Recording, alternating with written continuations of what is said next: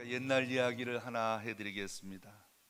중국 진나라에 환온이라고 하는 사람이 있었는데 그 사람이 총나라로 가던 중에 그 종이 습에서 원숭이 새끼 한 마리를 붙잡았답니다. 배를 타고 가는데 원숭이 새끼를 종이 배에 실고 이렇게 내려가는데 원숭이 엄마가 그 강을 따라서 백리길을 울면서 쫓아오더랍니다.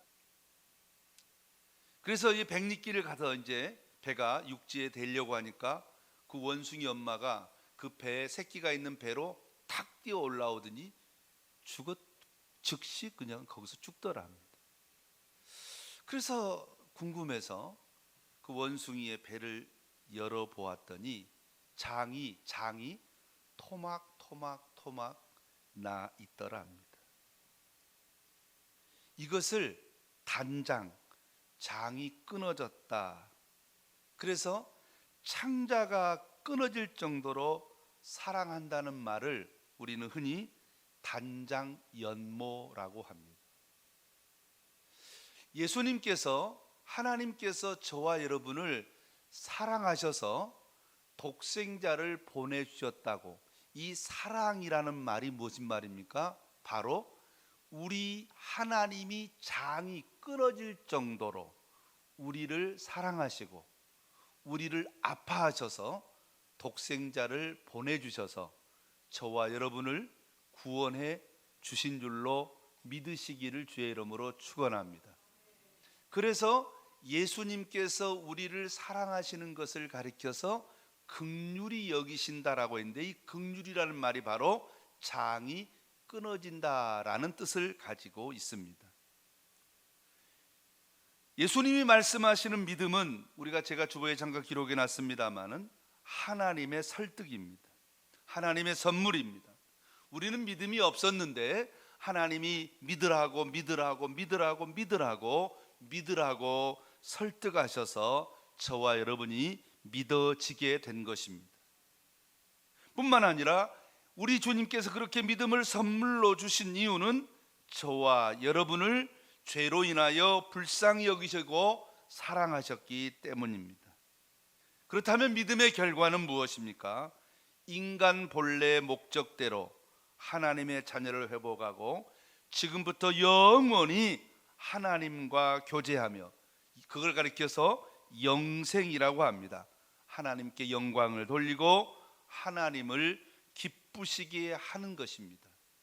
다른 말로 표현하면 믿음의 열매, 믿음이 있다는 말은 곧 하나님을 기쁘시게 하는 삶을 산다라는 것입니다. 그래서 오늘 본문에도 나의 기쁨을 충만하게 하라, 성경 여러 군데 먹든지 마시든지 항상 하나님을 기쁘시게 하라는 말씀이 많이 나옵니다. 오늘 본문에서 나를 기쁘게 하라는 말을 사람들은 오해하기를 이 편지의 저자인 바울을 기쁘게 하라는 것으로 오해하는데, 그것은 잘못된 이해입니다. 바울이 편지를 썼지만 이 편지를 쓰도록 감동하시고 감화하신 분은, 이 편지의 저자는 성령님이기 때문에 오늘 이 시간 성령 하나님을 기쁘게 하라는 말씀인 것이죠. 그래서 오늘 본문의 말씀은 무슨 뜻이냐면, 여러 가지 얘기가 많이 있지만 우리가 어떻게 교회 안에서 신앙생활, 이 교회라고 하면 이 건물보다는 어떤 사람, 교회 안에 있는 예수 믿는 사람들의 모임을 교회라고 합니다. 어떻게 교회 생활을 해야, 어떻게 신앙 생활을 해야 하나님을 기쁘시게, 다른 말로 표현하면 교회 안에서 신앙 생활을 잘하는 것이 뭐다? 하나님을 기쁘시게 하는 것이다 라는 뜻입니다. 그러면 어떻게 우리가 신앙 생활해야 하나님을 기쁘시게 할까요? 오늘 저와 여러분이 정말로 교회 안에서 신앙 생활을 잘해서 하나님을 기쁘시게 함으로 하나님을 기쁘시게 하는 자들에게 주시는 하나님의 은혜와 복을 누리는 우리 모든 성도 되시기를 주의 이름으로 축원합니다. 어떻게 하나님을 기쁘시게, 어떻게 신앙생활을, 어떻게 교회를 섬기라고 합니까? 첫 번째로는 예수 중심으로 하나 되는 것을 우리 하나님이 원하시고 기뻐하신다는 겁니다. 다른 말로 표현하면 예수님께서 마지막 십자가를 지기 전에 겟세마네 동산에서도 사도행전 17장에 보면 계속해서 하나 되게 하옵소서, 하나 되게 하옵소서, 하나 되게 하옵소서, 계속해서 하나 되게 해달라고 기도하셨습니다. 오늘 본문 이전에도 마음을 같이하여 같은 사랑을 가지고 뜻을 합하여 한 마음을 품어 계속해서 한 마음이라고 합니다. 여러분 혹시 텔레비전 같은 데서 조직폭력배들이 이렇게 붙잡혀 들어와서 이렇게 경찰서에서 옷을 벗고 사진 찍은 모습을 보셨습니까? 그러면 어떤 모습이요? 주로 뭐 용 같은 건 문신인데 꼭 여기에는 뭐라고 써 있어요? 뭐라고 글씨 써 있잖아요. 한문으로요. 일심. 많이 보셨죠? 조폭들도 일심 얘기 많이 합니다. 정치인들도 뭐 흔히 하는 말로 우리가 남이가라고 하죠. 군인들은 항상 격리할 때 뭐라고 하죠? 단결이라고 말합니다. 한 마음을 같이하고 외치자는 것입니다. 그런데 우리가 이 한 마음이 된다는 건 참 쉬운 일은 아닙니다. 사진을 한 장 보여주실래요? 사진 한 장. 어떻게 하면 우리가 한 마음이 될 수 있을까요? 예, 저 바퀴를 한번 보십시오. 바퀴의 먼 쪽은 많이 떨어져 있지요. 그런데 안쪽으로 들어올수록 왜요? 붙잖아요. 그렇죠? 다른 바퀴 하나 보여줄래요? 네, 똑같아요. 원리가 똑같습니다. 그 가운데가 누구예요? 그러면 예수님. 예수님을 중심으로 우리가 모이면 우리가 좀 더 처음에는 다를 수 있으나 세월이 지나가면서 점점 하나 될 수 있는 줄 믿으시기를 주의 이름으로 축원합니다. 그래서 교회는 언제나 하나님 중심, 예수님 중심, 말씀이 중심이 되어야 하는 것입니다. 그래서 주님은 말씀하시기를 두세 사람이 모여 내 이름으로 모인 곳에 나도 그들 중에 있다라고 말했고, 특별히 디모데전서 3장 15절에서는 교회를 가리켜서 뭐라고 했으면 따라합시다. 하나님의 가족. 한마디로 표현하면 하나가 되라는 말은 가족이 되라는 거예요. 가족. 한 가족처럼 되라. 이 말은 옛날에서는 충분하게 이해가 됐어요. 근데 오늘날 교회가 대형화되면서 이 개념이 자꾸 깨지고 있지요. 사실 이 신학자들은 그 어떤 바람직한 교회는 100명에서 300명 정도의 교회 규모가 가장 교회다운 교회를 이룰 수 있다라고 합니다. 그러니까 우리 교회가 딱 좋은 수준의 교회입니다. 조금 더 부흥되면 더 좋겠죠. 여러분, 하나님의 가족이 되라. 하나가 되라. 도대체 그러면 하나가 되기 위해서는 다른 말로 표현하면 하나님의 자녀가 된 사람은 하나님을 기쁘시게 해야 되고, 하나님의 교회가 된 사람은 하나님은 교회가 뭐 되는 거? 예수님 중심으로 하나 되는 것을 기뻐하고 가족이 되는 것을 기뻐하신다. 그러니까 우리가 어쨌든 하나가 되면 하나님이 기뻐하시는 일을 할 수밖에 없다는 겁니다. 자, 그러면 명절이 됐으니까 한번 생각해 보세요. 가족의 개념을 생각해 보면 돼요. 명절이 돼서 이제 오늘은 우리로 표현은 주일날은 명절이잖아요. 그렇죠? 주일날은 하나님의 명절인 줄 믿습니다. 자, 그리고 식구들이 다 모였단 말이에요. 형제들이 다 모여 있어요. 자, 그럴 때 절대로 하나 되기 위해서는 가족들 간에 있어서는 안 될 두 가지가 있어요. 있어서는 안 될 두 가지. 첫째로 뭐예요? 오늘 본문에 보니까 다툼이라고 했어요. 다툼. 아무 일이든지 다툼. 싸움을 하지 말라는 거예요. 어떤 일이 있어도 싸우면 안 돼요. 생각해 보세요.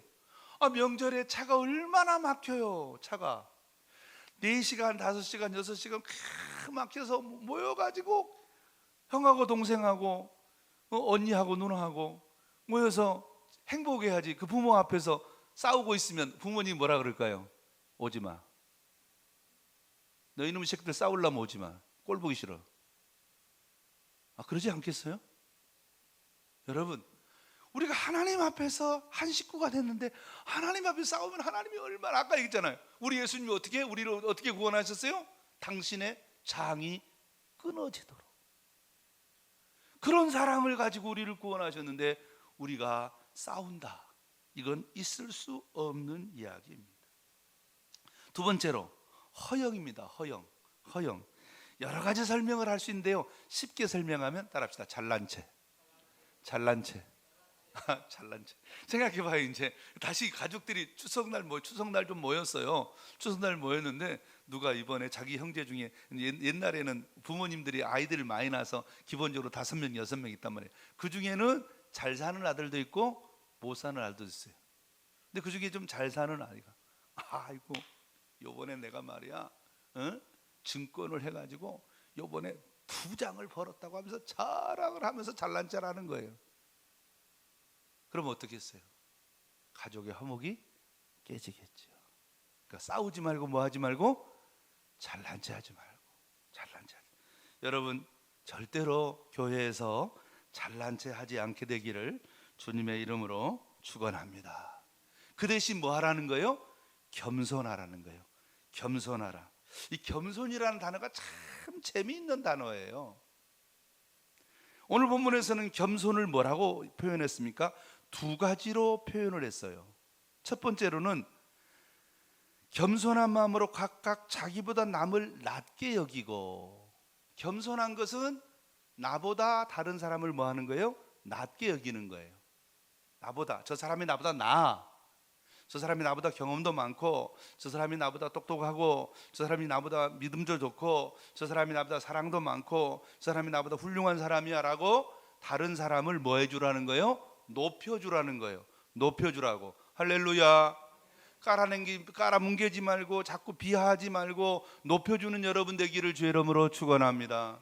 여러분, 자꾸만 겸손이라는 걸요, 제가 뭘 아나요? 이런 식으로 표현하는 사람들이 있거든요. 제가 뭘 아나요? 그럼 무슨 말이에요? 사실은 자기는 잘 안다, 그런 뜻이잖아요. 아주 포장된 겸손이 있거든요. 포장된 겸손. 이건 별로예요, 별로. 여러분, 절대로 포장된 겸손하지 마시고 자기를 자꾸 낮추려고 하지 마시고 자연스럽게 뭐 하면 다른 사람을 높이면 되는 줄로 믿습니다. 오늘 이제부터는 자꾸 여러분을 낮추려고 하지 말고 다른 사람을 높여주는 여러분 되기를 주의 이름으로 축원합니다. 여러분을 높여주고. 두 번째로, 이 겸손이라는 단어는 어떤 단어냐면요, 겸손과 항상 붙어 다니는 단어가 있는데 그게 바로 뭐예요? 온유라는 단어. 나는 온유하고 겸손하니. 그래서 오늘 본문에 각각 자기를 돌볼 뿐더러 또한 각각 다른 사람의 일을 돌보아. 무슨 말이에요? 도와준다 말이에요. 도와주라는 거예요. 도와주라. 온유라는 말이 도와준다는, 순종한다는 의미잖아요. 그러니까 겸손한 사람은요, 다른 사람을 뭐 하는 사람이에요? 잘 도와주는 사람이에요. 도와주는 사람. 그러니까 자꾸만 겸손한 걸 자꾸 자기를 낮춘다. 여러분, 예수님이 겸손하신 분이시죠? 근데 예수님이 겸손하신 분이에요?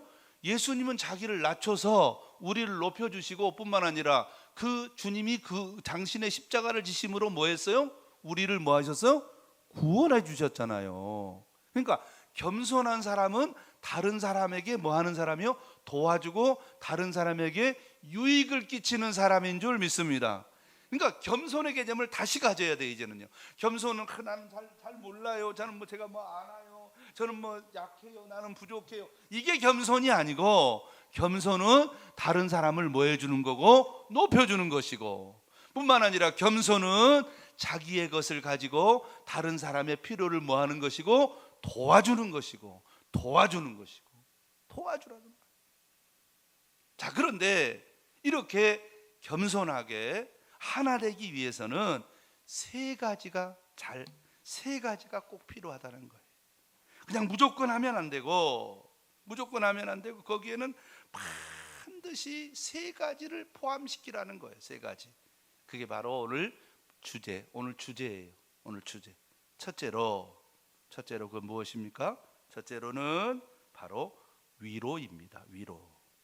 오늘 본문에 그리스도 안에서 무슨 권면이나 사랑의 무슨 위로나 같은 말이에요. 무슨 권면이라는 말도 헬라에 보면은 파라클레시스예요. 파라클레시스라는 말이 보혜사라는 뜻이거든요. 보혜사.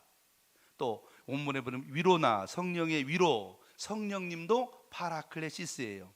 근데 파라클레시스의 원어의 뜻은 뭐냐면요, 곁에서 속삭인다, 그런 뜻이에요. 곁에서 속삭인다, 위로, 도와준다, 위로한다. 교회에서 가장 위로가 아닌 위로가 있어요. 예를 들어 이런 경우죠. 어떤 사람이 어떤 문제에 휩싸였어요. 어떤 사람이 경제적인 어려움이 있어요. 가족 관계를 힘들어해요. 또 질병으로 고통받고 있어요. 여러 가지 어려움을 경험했단 말이에요. 그러면 위로한다는 말로 위로한답시고, 나는 위로한답시고 뭐라 그래요? 이렇게 믿음이 부족해서 그래, 기도 안 하니까 그렇지, 이렇게 말한단 말이에요. 이건 위로가 아니고 뭐 하는 거예요? 그 아픈 가슴에 총 한 방을 더 쏘는 거예요. 완전 2번 죽이는 거예요. 이런 말 하면 안 됩니다. 위로는 작은 소리로 하는 거예요. 읊조리는 거예요. 속삭이는 거예요. 속삭이듯이. 자, 위로를 설명하기 위해서 제가 그 서강대 영문과 교수님이 쓴 내 생에 단 한 번이라는 수필에 나온 이야기를 간단하게 해드릴게요. 이 선생님께서 이제 항상 학생들에게 그 학기 말이 되면 이렇게 학점을 매긴대. 학점을. 근데 자기가 그 학점을 매길 때 제일 이제 교수들이 고민하는 건요, A냐 B냐에 걸려 있는, 중간에 걸려 있는 거예요. A를 주기는 좀 부족하고 B를 주려니까 좀 아깝고. 근데 또 교수님들 그런 거 있잖아요. 이 학생이 되게 어려운데, 가정이 어려운데 A 학점을 받아야 장학금을 계속 받을 수 있는데 내가 B를 줘서 장학생에 떨어지면 안 되니까, 그래서 A를 주고 싶긴 한데 이 A를 주기에는 뭔가 2, 3점이 부족한 그런 애매할 때 참 고민한단 말이죠. 막 그 선생님에게도 이런 학생이 하나 있었나 봐요. 이 학생이 하나 있었는데, 이 학생은 영어 영문학과 학생인데 뭘 잘못하냐면 다 뭐든지 잘하는데 뭐냐면 P하고 F 발음을 헷갈리는 거예요. 잘못 배워서 P하고 F, F는 F 이렇게 해야 되는데 이게 잘 못하는 거예요. 그러니까 영어 학생으로서 좀 그렇잖아요. 그러니까 이 학생을 어떻게 할까? 이 학생 이름이 뭐 병진이라고 막 그렇게 책에는 써 있어요. 하루는 이제 고민하고 있는데 선생님도 지하철에서 내리고 그 학생도 아마 학교 가기 위해서 지하철에 내린 것 같아요. 그런데 학생이 길을 가다가 갑자기 멈추는 거예요. 그래서 선생님도 자기 학생이니까 제가 왜 멈추지 하고 뒤에서 멈추어서 보니까 어떤 노인이 길바닥에서 좌판에서 뭘 팔고 있는 거예요. 그런데 그때가 겨울인데 그 노인이 팔고 있는 건 뭘 팔고 있냐면 부채 그리고 스카프를 팔고 있는 거예요. 그러니까 왜냐합니까? 노인이 힘이 없으니까, 무거운 걸 들고 올 수 없으니까 가벼운 걸 들고 나오다 보니까 아마 여름에 팔다 남은 부채와 스카프를 지금 이렇게 자판에 팔고 있는 거예요. 지금 다 겨울이 돼가고 있는데, 그 병진이가 길을 가다가 멈춰서서 부채 2개를 사서 자기 가방에 집어넣는 것을 보았어요. 그 학생이 가을이 지나서 겨울이 되는 길목에 부채가 필요했을까요? 부채가 필요했을까요? 안 필요했을까요? 필요 없었죠. 왜 샀어요? 그 노파를 뭐 하려고? 위로하려고.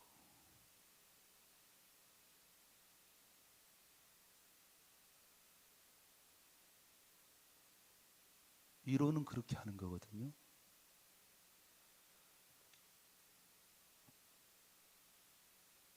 전에 제가 섬기던 교회에서 있었던 일인데요.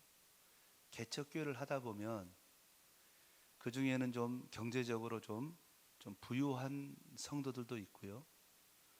그 중에는 부유하지 못한 성도들도 있어요. 한 번은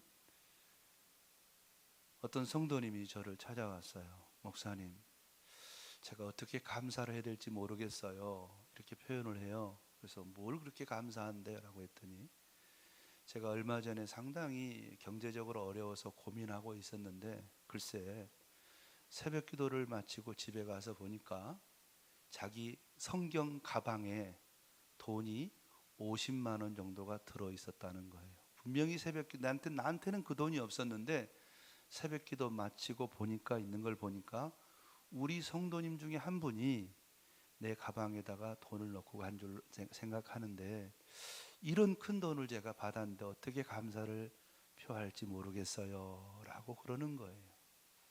그래서 제가 하나님이 주셨다고 생각하시고 기쁘게 쓰세요 제가 그랬어요. 여러분,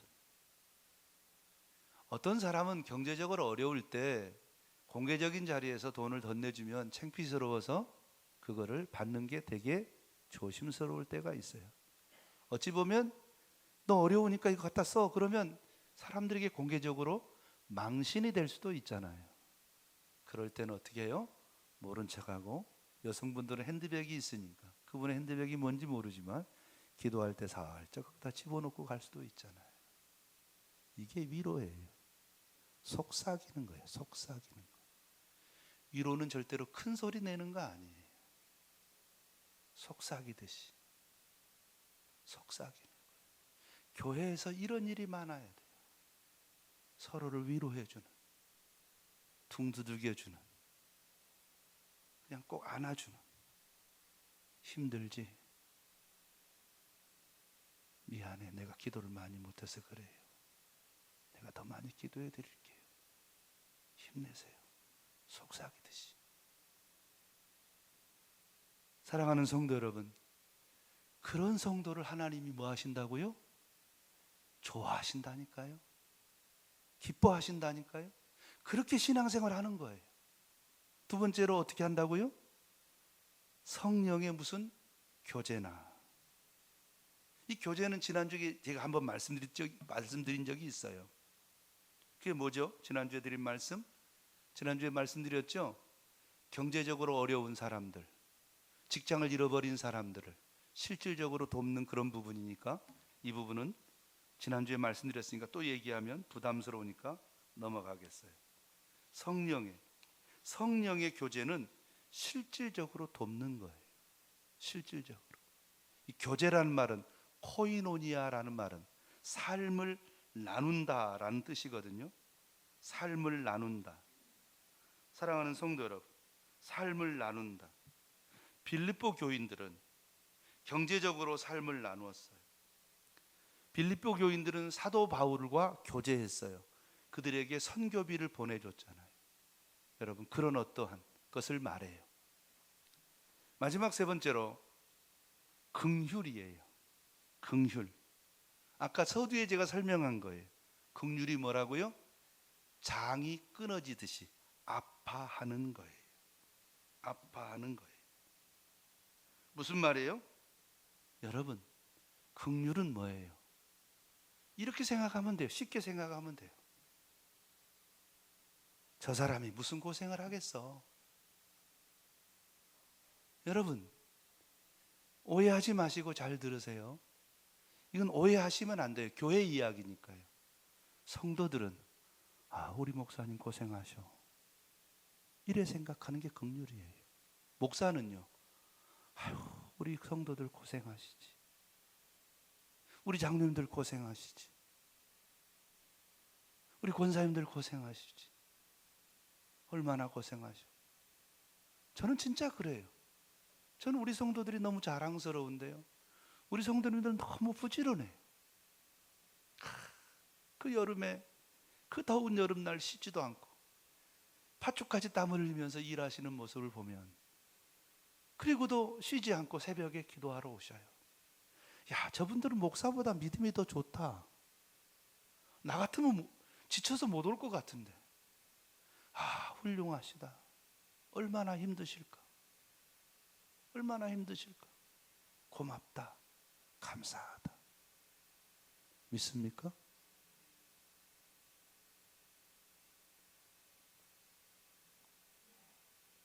잔치날 와서 자식들이 엄마 고생했지? 엄마 하는 말이 내가 무슨 고생을 해? 엄마가 하는 말이 얘들아 얼마나 서울에서 부산에서 진주에서 창원에서 거제에서 얼마나 고생했니? 자, 그럼 어떻게 해요? 고생한 사람에게는 뭐해? 불쌍히 여기면 뭐 하고 싶어 해요? 뭐 하고 싶어요? 힘내세요. 절대로 긍휼히 여기는 사람들은 뭐 하지 않아요? 사람을 뭐 하지 않아? 판단하지 않아요. 판단하지 않아요. 너 왜 그 모양이니? 너 왜 그 모양이니?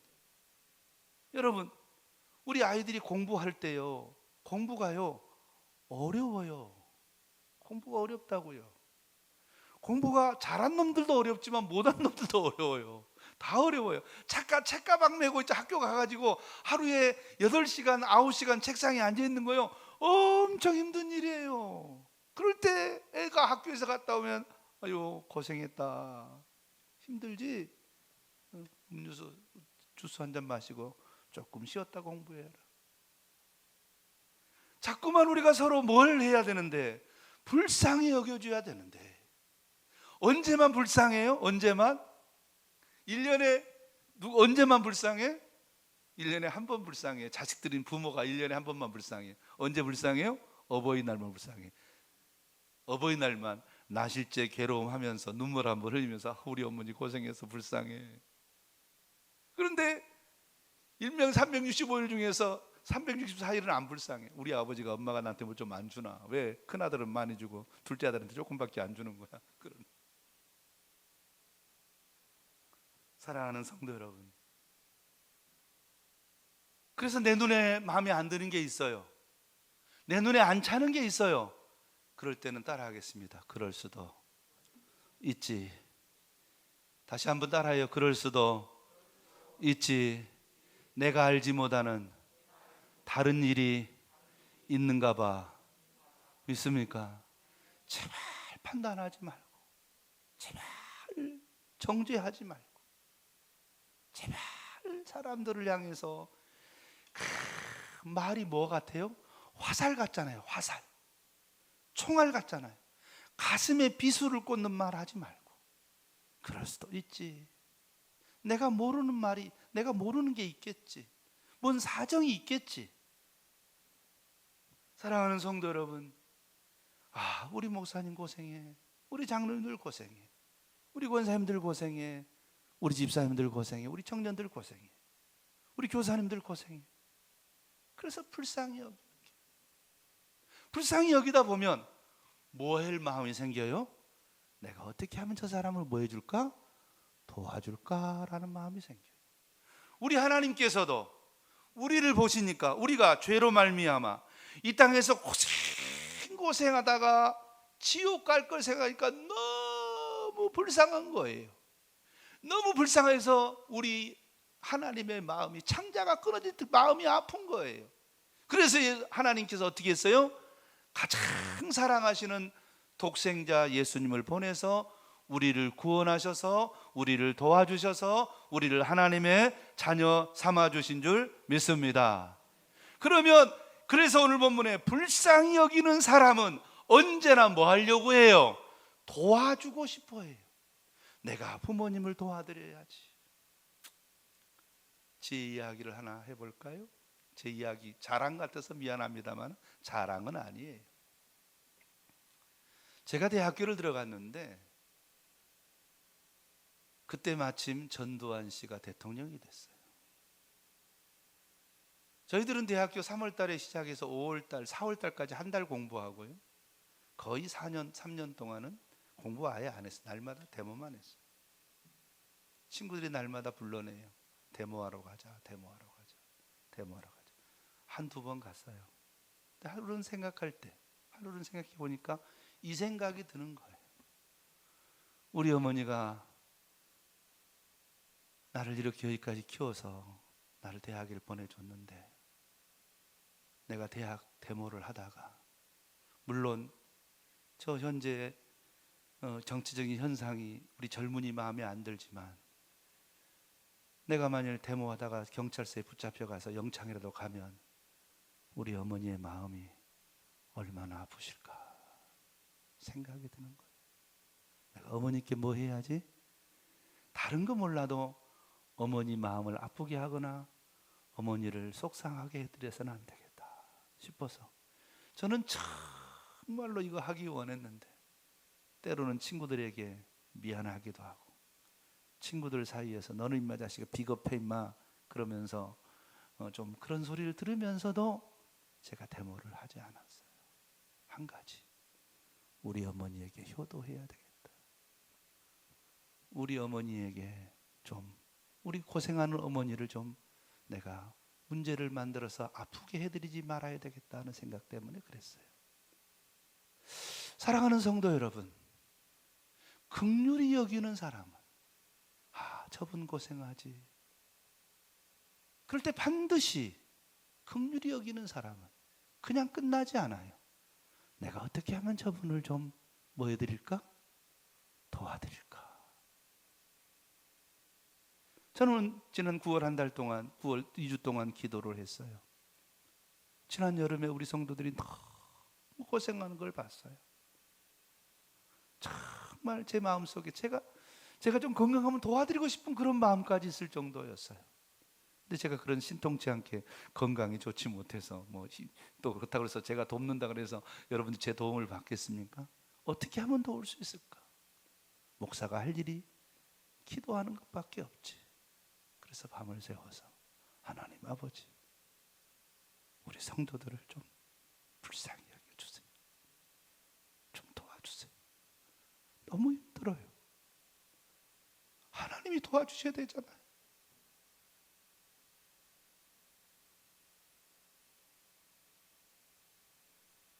성도 여러분, 교회는 그런 것입니다. 교회는 내 자랑하는 거 아니에요. 다투는 데가 아니에요. 예수님을 중심으로, 예수님이 사랑하셨으니 우리를 사랑하고, 어떻게 하든지 서로를 불쌍히 여기면서 도와주고 위로하면서 그렇게 살아가는 거예요. 그러면 히브리서 11장에 나오는 놀라운 일이 있잖아요. 히브리서 11장은 무슨 장이에요? 믿음장이에요. 믿음장, 이 사람들이 히브리서 11장 나온 사람, 모든 사람들은 어떤 사람들이에요? 믿음으로 살아서 하나님을 뭐하게 한 사람? 기쁘게 한 사람들이에요. 그랬더니 하나님이 그분들의 인생을 뭐 해줬어요? 책임져 줬어요. 심지어 이렇게 기록해놨어요. 히브리서 11장 5절에는 에녹은 죽음을 보지 않고 하나님께 불려 천국으로 올라갔는데, 그가 살아있는 동안 하나님을 기쁘시게 하는 자라는 증거를 얻었다 그래요.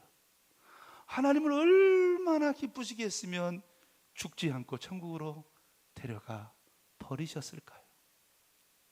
하나님을 얼마나 기쁘게 했으면 이삭은 그 해에 농사를 지어서 100배나 얻었을까요? 하나님을 얼마나 기쁘게 했으면 요셉은 종의 자리에서 하루아침에 총리가 되었을까요? 여러분, 인생이 안 풀립니까? 인생이 힘듭니까? 여러분, 하나님을 기쁘시게 하기 바랍니다. 어떻게 하나님을 기쁘시게 한다고요? 교회를 사랑하고, 교회를 잘 섬기고, 교인들끼리 서로 이렇게 오손도손하게 하나님의 가족으로서 하나님의 교회가 부흥되도록 헌신하는 것이 하나님을 기쁘시게 하는 일임을 믿고, 교회를 잘 섬겨서 정말로 여러분의 삶 속에 하나님을 기쁘시게 하는 자는 증거를 얻고, 여러분의 인생이 열리고 풀리며 하나님이 여러분의 인생을 책임져 주시는 놀라운 복을 누리시기를 주의 이름으로 축원합니다. 기도하겠습니다.